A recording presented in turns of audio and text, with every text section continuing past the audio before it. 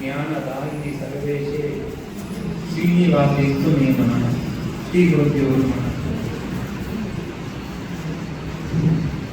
ಕಳೆದ ಬಾರಿಯ ಸಂಕಲ್ಪ ಈ ಮಂತ್ರ ಜಪವನ್ನು ಮಾಡುವುದು ಅಂತ ರಾಜರು ಕೊಟ್ಟಿರುವಂತಹ ಪರಮ ಮಂಗಳವಾದಂತಹ ಪ್ರಾರ್ಥನೆ ಅದು. ನಾವು ಯಥಾಶಕ್ತಿ ಯಥಾಮತಿ ಶ್ರದ್ಧೆಯಿಂದ ಈ ಮಂತ್ರ ಜಪ ಮಾಡಿದ್ದೇವೆ. ಅದು ಶ್ರೀನಿವಾಸ ಕಲ್ಯಾಣದ ಮೂಲಕ ಇಂದು ಭಗವಂತನಿಗೆ ಅರ್ಪಣೆಯಾಗಿದೆ. ಶ್ರೀನಿವಾಸನನ್ನ ನೋಡುವ ಬಗೆಯೇ ಬೇರೆ. ಅದು ಹಲವು ಮನೆಯವರಿಗೆ ಮನೆ ದೇವರು ಶ್ರೀನಿವಾಸ. ಇನ್ನೊಂದಷ್ಟು ಜನ ಇದ್ದಾರೆ ವ್ಯವಹಾರಸ್ಥರು, ಅವರಿಗೆಲ್ಲ ಪಾರ್ಟ್ನರ್ ಆಗಿ ಶ್ರೀನಿವಾಸನ ಸ್ವೀಕಾರ ಮಾಡ್ತಾರೆ. ಅಂದರೆ ಬಂದ ಆದಾಯದಲ್ಲಿ 100 ರೂಪಾಯಿ ಬಂದರೆ 1 ರೂಪಾಯಿ ಶ್ರೀನಿವಾಸನ ತಿಂದಿರುವಂಥದ್ದು. ಪೂರ್ಣ ಕೊಡುವುದಿಲ್ಲ, ಅರ್ಧ ಕೊಡುವುದೂ ಅಲ್ಲ, ಒಟ್ಟಿನಲ್ಲಿ ಪಾರ್ಟ್ನರ್ ಅಂತ. ಈ ರೀತಿಯಾಗಿ ಶ್ರೀನಿವಾಸನ ಇಟ್ಕೊಳ್ಳೋರಿದ್ದಾರೆ. ಯಾಕೆ? ರಾಜರೇ ಒಡನೆ ಮಾಡ್ತಾರೆ. ಶ್ರೀನಿವಾಸನಿಗೆ ಕೊಟ್ಟರೆ ಅದು ಮಿಗಿಲಾಗಿ ಬರ್ತದೆ ಅಂತ. ಯಾವತ್ತೂ ಕೂಡ ಶ್ರೀನಿವಾಸನೇ ಮಾಡಿದ ಅರ್ಪಣೆ ಯಾವತ್ತು ಹೋಯಿತು ಅಂತಿಲ್ಲ, ಹಲವು ಪಟ್ಟು ಜಾಸ್ತಿಯಾಗಿ ಬರುವಂಥದ್ದು. ಹಾಗಾಗಿ ಈ ಶ್ರೀನಿವಾಸನ ಪ್ರಾರ್ಥನೆ ಅದು ರಾಜರು ಅದ್ಭುತವಾಗಿ ತುಂಬಿಸಿಟ್ಟಿದ್ದಾರೆ. ಆನಂದ ತೀರ್ಥವರೇ ಆನಂದ ತೀರ್ಥರನ್ನ ಹೊರವಾಗಿ ಕೊಟ್ಟದ್ದು. ಈ ರೀತಿಯ ಅರ್ಥವನ್ನ ಹೇಳಿದ್ರು. ಎಲ್ಲವೂ ಹೌದು, ಅರ್ಥ ಎಷ್ಟು ಬೇಕಾದರೂ ತೆಗೆಯಬಹುದು ಆ ಶ್ಲೋಕದಲ್ಲಿ. ಒಟ್ಟಿನಲ್ಲಿ ಜ್ಞಾನದಾಯಿನಿ, ವಿಶೇಷವಾಗಿ ನಮಗೆ ಜ್ಞಾನವನ್ನು ಕೊಟ್ಟು ಉದ್ಧಾರ ಮಾಡು ಸ್ವಾಮಿ. ಮಾನವ ಜನ್ಮ ಇದು ಸಾರ್ಥಕವಾಗಬೇಕು, ಇದು ಪ್ರಧಾನವಾಗಬೇಕು. ಜಪ ಅದೇ ಜನಾರ್ದನ್ ಹೇಳಿದ್ರು 1 ಕೋಟಿ ಹೇಳಿದ್ರು. 25 ಲಕ್ಷ 1 ಕೋಟಿ ಅಂತ ಬರುತ್ತೆ. 25 ಲಕ್ಷ ನಾವು ಅದಕ್ಕಿಷ್ಟು 5 ಕೋಟಿ ಹೇಳಿದ್ದ ಇಲ್ಲಿ ದೇವರು ಏನೋ ಸಂಕಲ್ಪ ಮಾಡಿದ್ರು ಅಷ್ಟು ಮಾಡಿಸ್ಕೊಂಡಿದ್ದಾರೆ.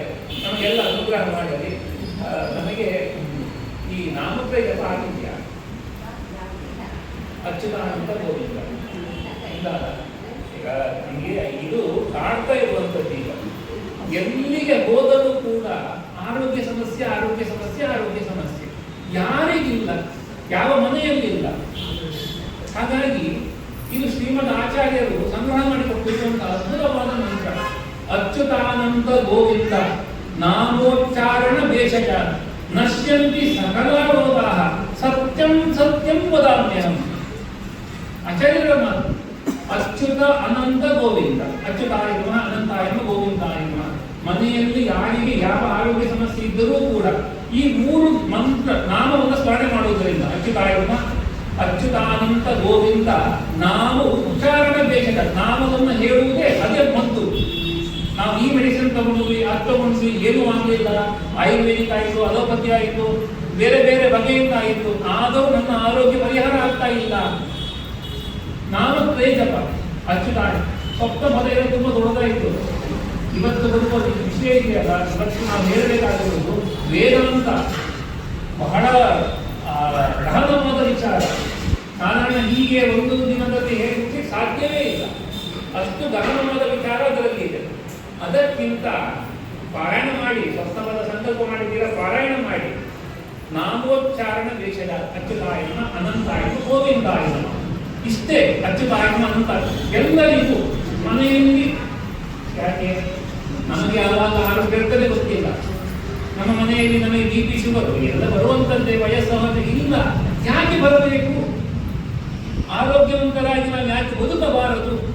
ಹಾಗಾಗಿ ಎಂತಹ ರೋಗವಿದ್ದರೂ ಕೂಡ ಪರಿಹಾರ ಆಗುವುದು ಈ ನಾಮತ್ರಯದಿಂದ ಅಂತ ಶ್ರೀಮದ್ ಆಚಾರ್ಯರು ಕೊಟ್ಟಿರುವುದು. ವೇದವ್ಯಾಸರ ಮಾತದು ನಂಬಿಕೆ ಬೇಕು. ಅಚ್ಯುತ ಯಾವತ್ತೂ ಕೂಡ ಚ್ಯುತನಾಗುವುದಿಲ್ಲ, ಕೆಳಗೆ ಬೀಳುವುದಿಲ್ಲ. ಅವನ ಕೃಪೆಯಿಂದ ನಾವು ಜಾಗುವುದಿಲ್ಲ. ಆರೋಗ್ಯ ಚೆನ್ನಾಗಿದೆ, ಮಲಗಿದರು ಒದ್ದಾಗ್ತಿದಿಲ್ಲ. ಅಚ್ಯುತ ಅನಂತ, ಕೊನೆ ಇಲ್ಲ ಯಾವುದಕ್ಕೆ. ಎಲ್ಲ ಗುಣ, ಎಲ್ಲರಿಂದಲೂ, ಕಾಲದಿಂದಲೂ ಗುಣದಿಂದಲೂ ಯಾವ ಒಂದು ವಿಚಾರವನ್ನು ತೆಗೆದುಕೊಂಡರೂ ಕೂಡ ಅಲ್ಲಿ ಅನಂತ, ಕೊನೆ ಇಲ್ಲದವನು ಅಚ್ಯುತ ಅನಂತ ಗೋವಿಂದ. ಕೊನೆಗೆ ಎಲ್ಲರೂ ಮುಟ್ಟುವುದು ಯಾರು? ರೀತಿಯಾಗಿ ಅಚ್ಯುತಾನಂತ ಗೋವಿಂದ, ಅಚ್ಯುತಾಯನ ಅನಂತಾಯನ ಗೋವಿಂದಾಯನ ಯಾರು ಬೇಕಾದ್ರೂ ಜಪ ಮಾಡೋದು. ಇದು ಪುರುಷರಿಗೆ ಮಾತ್ರ, ಮಹಿಳೆಯರಿಗೆ ಇಲ್ಲ, ಯಾರು ಬೇಕಾದರೂ ಜಪ ಮಾಡೋದು. ಯಾರಿಗೆ ರೋಗದ ಭಯ ಇದೆ, ರೋಗ ಯಾವುದು? ಸಂಸಾರವೇ ರೋಗ. ಹುಟ್ಟಿ ಬರುವುದೇ ಭವರೋಗ. ಇದು ಬಂದಿದ್ದೇವೆ, ಈ ರೋಗ ಪರಿಹಾರ ಆಗಬೇಕು ಪ್ರಧಾನ. ಮತ್ತೆ ಹುಟ್ಟಿ ಬರದಂತೆ ಅಚ್ಯುತಾನಂತ ಗೋವಿಂದ, ಅಚ್ಯುತಾಯಮ್ಮ ಅನಂತಾಯಮ್ಮ ಗೋವಿಂದಾಯಮ್ಮ. ಇದು ನೀವು ಎಷ್ಟು ಲಕ್ಷ ಬೇಕಾದರೂ ಮಾಡಿ, ನಿಮ್ಮ ಪರ್ಸನಲ್ ಆಗಲೇ ಮಾಡಿ. ಟಾರ್ಗೆಟ್ ಬೇಕು ಅಂತಲ್ಲ, ಅದರ ಪರಿಣಾಮವನ್ನು ಅನುಭವಿಸಿ. ಅಷ್ಟು ಅದ್ಭುತವಾದ ಮಂತ್ರ ಅದು. ನಾವು ಯಾವುದೋ ಒಂದು ಮೆಡಿಸಿನ್ ತೆಗೆದುಕೊಳ್ಳುವಾಗಲೂ ಕೂಡ ಅಚ್ಯುತಾಯಮ್ಮ ಅನಂತಾಯಮ್ಮ ಗೋವಿಂದಾಯಮ್ಮ ಸ್ವೀಕಾರ ಮಾಡುತ್ತಾರೆ. ತೆಗೆದುಕೊಳ್ಳುವಂತಹ ಪದಾರ್ಥ ಏನು ಔಷಧಿ ಇದೆ ಅದರಲ್ಲಿ ಒಂದು ರೋಗ ಪರಿಹಾರ ಆಗಬೇಕು. ಈ ದೃಷ್ಟಿಯನ್ನಾದರೂ ಮಂತ್ರವನ್ನು ಅಭ್ಯಾಸ ಮಾಡಿ. ನಾವು ಯಾವುದೇ ಕರ್ಮದ ಕೊನೆಯಲ್ಲಿ ಅಚ್ಯುತ ಅನಂತ ಗೋವಿಂದನ ಸ್ಮರಣೆ ಮಾಡ್ತೇವೆ. ಯಾಕೆ? ಮಾಡಿರುವ ಕರ್ಮದ ದೋಷ ಎಲ್ಲ ಪರಿಹಾರ ಆಗಲಿ ಅಂತ. ಅದು ಅಷ್ಟು ಅದ್ಭುತವಾದ. ಯಾಕೆ? ನಮ್ಮ ಎಲ್ಲ ದೋಷ ಪರಿಹಾರ ಮಾಡುವುದರಿಂದಲೂ ಕೂಡ ದೋಷದಿಂದಲೇ ರೋಗ ಬರುವಂಥದ್ದು. ಕಾಯಿಲೆ ಯಾವುದಾದ್ರು ಬಂದಿದೆ ಅಂತ ಆದರೆ ಕಾರಣ ಯಾವುದು? ದೋಷ. ಆ ದೋಷ ಪರಿಹಾರ ಆಗಬೇಕು ನಾಮತ್ರಯ ಸ್ಮರಣೆ. ಈ ದೃಷ್ಟಿಯಲ್ಲಿ ಅಚ್ಯುತಾನಂತ ಗೋವಿಂದ ನಾಮ ಸ್ಮರಣೆ ಜಪ ಮಾಡುವಂಥದ್ದು, ಅದು ಕೂಡ ಹೋಮದ ಮೂಲದಲ್ಲಿ ಅರ್ಪಣೆ ಮಾಡುವುದಾದರೂ ಮಾಡಬಹುದು. ಆಪ್ಷನ್ ನಿಮಗೆ ಬಿಟ್ಟು ಎಷ್ಟಾದರೂ ಸಂಖ್ಯೆ ನೀವೇ ಗುರಿ ಇಟ್ಟುಕೊಳ್ಳಿ. ಇಲ್ಲ ನಮ್ಮ ಮನೆಯಲ್ಲಿ ಎಲ್ಲರ ಆರೋಗ್ಯ ಪರಿಹಾರವಾದರೆ ಈ ರೀತಿ ಸೇವೆ ಶ್ರೀನಿವಾಸ ಕೃಷ್ಣನಿಗೆ ಮಾಡಿಸ್ತೇನೆ ಅಂತ ಸಂಕಲ್ಪ ಮಾಡಿಕೊಂಡು ಪಾರಾಯಣ ಮಾಡಿ ಜಪ ಮಾಡಿ ಅದರ ಆ ಪರಿಣಾಮವನ್ನು ಅನುಭವಿಸಿ. ಯಾಕೆ? ಇದು ಕೊಟ್ಟಿರು ಶ್ರೀಮದ್ ಆಚಾರ್ಯರು, ವೇದವ್ಯಾಸರ ಮಾತಿದ್ದು.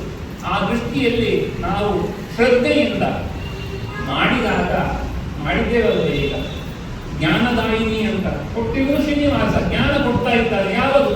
ಈ ನಾಮಕ ಜಪ ಮಾಡು, ಅವರೋಗ ಪರಿಹಾರ ಆಗ್ತದೆ. ಆ ರೋಗ ಸಂಸಾರದಲ್ಲಿ ಎಲ್ಲ ರೋಗಗಳು ಪರಿಹಾರ ನನ್ನ ನಾಮದಿಂದ ಆಗ್ತದೆ ಎಂಬ ಜ್ಞಾನವನ್ನು ಅವನೇ ಕೊಟ್ಟಿದ್ದು.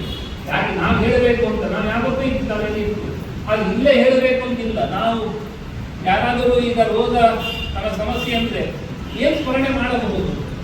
ಒಬ್ಬೊಬ್ಬರ ಸಮಸ್ಯೆ ಒಂದು ಥರ ಇರ್ತದೆ. ನಾವು ವೈದ್ಯರಲ್ಲ, ಆದರೆ ನಾವು ಮಂತ್ರಾಕ್ಷತೆ ಕೊಡಿ ಕೇಳುವಾಗ ಏನು ಮಾಡಬಹುದು? ಅಚ್ಯುತಾನಂತ ಗೋವಿಂದ ಧನ್ವಂತರಿ ಸ್ಮರಣೆ ಮಾಡುವಂಥದ್ದು ಅಚ್ಯುತಾನಂತ. ಈ ನಾಮತ್ರಯದಿಂದ ಎಲ್ಲ ರೋಗವು ಖಂಡಿತವಾಗಿಯೂ ಪರಿಹಾರ ಆಗ್ತದೆ. ಆ ದೃಷ್ಟಿಯಲ್ಲಿ ಶ್ರೀನಿವಾಸ ಅವನು ಯಾವತ್ತೂ ಕೂಡ ವರಪ್ರದ, ನಮಗೆಲ್ಲ ವರದೇಶ ಎಲ್ಲವೂ ಶ್ರೀನಿವಾಸ. ಆ ಶ್ರೀನಿವಾಸನ ಅನುಗ್ರಹ ನಮ್ಮ ಮೇಲಿರಲಿ. ವಿಶೇಷವಾಗಿ ಜ್ಞಾನದಾಯಿನಿಯಾಗಿ ನಾವು ವಿಮುಕ್ತಿ ಪದದಲ್ಲಿ ಹೋಗುವಂತೆ ಸ್ವಪ್ನವನ್ನು ಪಾರಾಯಣ ಮಾಡಬೇಕು ಅಂತ ಸಂಕಲ್ಪ ಮಾಡಿದ್ದೇವೆ. ಅದು ಕೂಡ ಅರ್ಥಪೂರ್ಣವಾಗಿ ಆಗುವಂತೆ 45 ನುಡಿ ಇದೆ. ಭಾಮಿ ಷಟ್ಪದಿ ಸಂಗೀತವನ್ನು ಕಲಿತಿದ್ದೇವೆ, ಅದು ಕೇಳಿದ್ದೇವೆ, ರಾಗವಾಗಿ ಹೇಳಿ ಬರ್ತದೆ, ಪಾರಾಯಣ ಮಾಡ್ತೇವೆ. ಈ ರೀತಿ ಆಗದೆ ಏನು ಜೀವ ದೇವರು ಈ ವ್ಯತ್ಯಾಸಗಳು ಯಾವತ್ತೂ ಕೂಡ ಜೀವ ದೇವರಾಗಲಿಕ್ಕೆ ಸಾಧ್ಯ ಇಲ್ಲ ಅನ್ನೋದನ್ನ ಎಷ್ಟು ಚೆನ್ನಾಗಿ ತಿಳಿಸಿಕೊಟ್ಟಿದ್ದಾರೆ. ಅಥವಾ ಬೇರೆ ಬೇರೆ ಪಂಗಡಗಳನ್ನು ನೋಡ್ತೇವೆ ನಾವು, ಸಮಸ್ಯೆ ಬಂದಿದೆ, ಮಾತುಗಳು ಕೇಳ್ತೇವೆ, ಮಾರ್ಗ ಹಲವು ಗುರಿ ಒಂದೇ. ಎಲ್ಲ ಹೋದರೂ ಕೂಡ ಹೋಗುವುದಿಲ್ಲ, ಮೋಕ್ಷ ಒಂದೇ ಕಡೆ ಹೋಗ್ತೇವೆ. ಇಲ್ಲ, ಆಗಿಲ್ಲ. ಅದು ಇದೇ ಸುಪಥ, ಇದೇ ನಿಜವಾದ ತತ್ವ, ಈ ಪದದಲ್ಲೇ ಸಾಗಬೇಕು ಅನ್ನೋದಾಗಿಯೇ ನಮಗೆ ದೇವರು ಭಯವದನ ವಾದಿರಾಜರು ಕೊಟ್ಟಿರುವಂತದ್ದು. ಅಂತಹ ಅದ್ಭುತವಾದ ಮಾರ್ಗವನ್ನು ತೋರಿಸಿಕೊಡುವಂಥದ್ದು ಅದು ಸ್ವಪ್ನ ಪದ. ಆ ದೃಷ್ಟಿಯಲ್ಲಿ ಶ್ರೀನಿವಾಸನ ಅನುಗ್ರಹದಿಂದ ನಾವೆಲ್ಲ ಯಥಾಶಕ್ತಿ ಯಥಾಮತಿ ಆ ಸ್ವಪ್ನ ಪದವನ್ನ ಅರ್ಥ ಚಿಂತನೆಯ ಜೊತೆಗೆ ಪಾರಾಯಣವನ್ನು ಮಾಡೋಣ. ಜೊತೆಗೆ ನಾಮತ್ರಯ ಜಪವನ್ನು ವಿಶೇಷವಾಗಿ ಮಾಡುವ ಮೂಲಕ ನಮ್ಮ ಆರೋಗ್ಯ, ನಮ್ಮ ಮನೆಯವರ ಆರೋಗ್ಯ, ನಮ್ಮ ಕುಟುಂಬ, ಈ ಸಮಾಜದ ಆರೋಗ್ಯ ಎಲ್ಲವೂ ಕೂಡ ಸುಧಾರಣೆ ಆಗುವಂತೆ ನಾವೆಲ್ಲ ಪ್ರಯತ್ನ ಪಡೋಣ. ನಮ್ಮ ಪ್ರತಿಯೊಂದು ಪ್ರಯತ್ನಕ್ಕೂ ಕೂಡ ಹರಿಗುರುಗಳ ಅನುಗ್ರಹ ಸದಾ ಇರಲಿ ಎಂಬುದಾಗಿ ಪ್ರಾರ್ಥಿಸುತ್ತಾ ಶ್ರೀಕೃಷ್ಣ.